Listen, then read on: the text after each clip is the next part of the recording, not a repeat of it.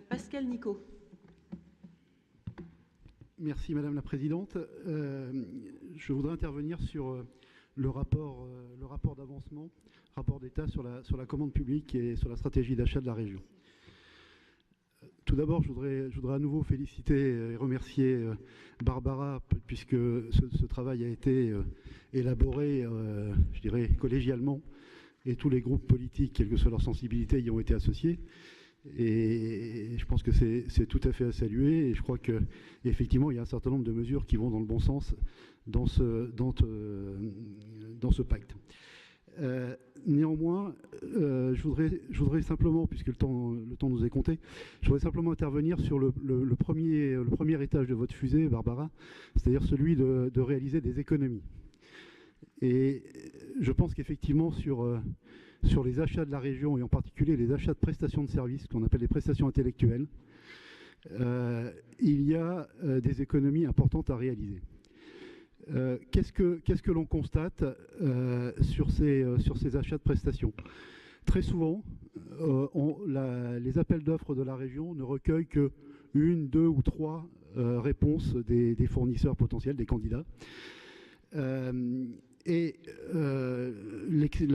L'explication qui est donnée à ce faible nombre de candidatures est que finalement la publicité de ces appels d'offres n'est pas assez large. Bon. Alors ils sont publiés au BORMP, ce qui est la loi. Ils sont publiés sur le site de la région, puisqu'il y a un site qui publie l'ensemble des marchés. Mais malgré ça, il y a peu de réponses. Alors j'ai pris un exemple qui est un des marchés qui est en cours actuellement à la région, qui est un marché dans un domaine que je connais particulièrement bien, puisque j'exerce depuis 25 ans des fonctions managériales et commerciales, c'est celui des prestations de services informatiques.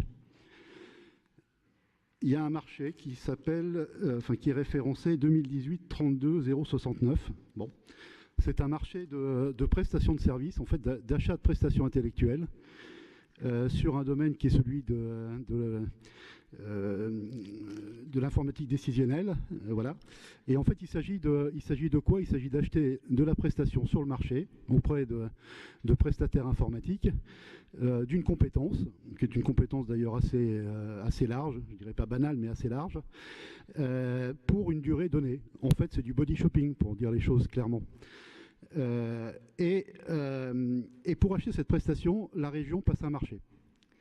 Elle passe une consultation, ce qui veut dire un travail de réponse à cette consultation qui est quand même assez lourd.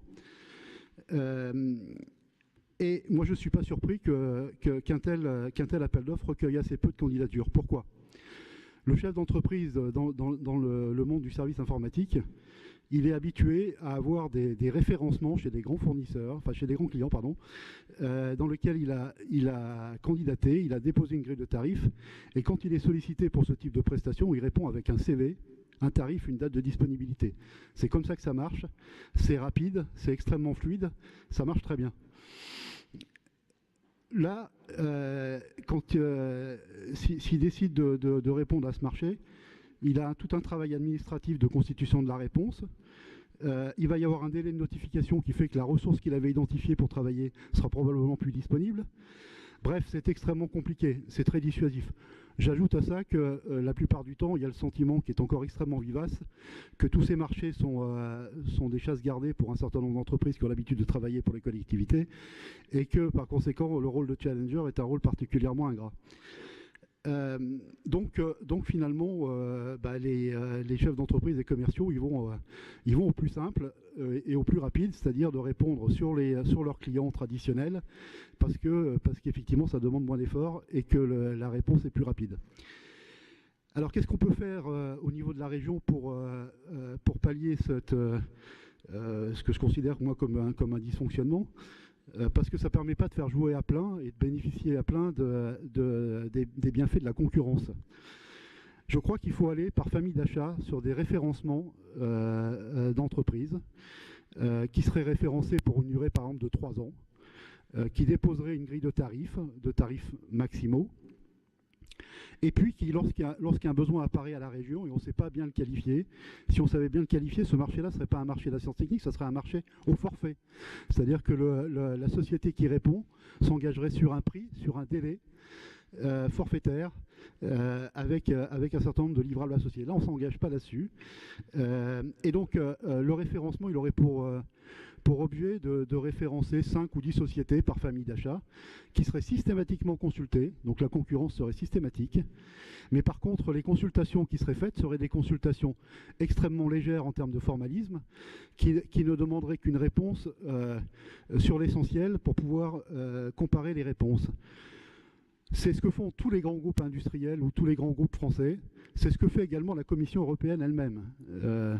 Moi, il m'est arrivé de soumissionner sur des marchés européens pour la Commission sur des prestations informatiques, où effectivement il y avait ce principe de référencement sur une période de 3 ans, avec une mise en concurrence systématique lorsqu'un besoin apparaît.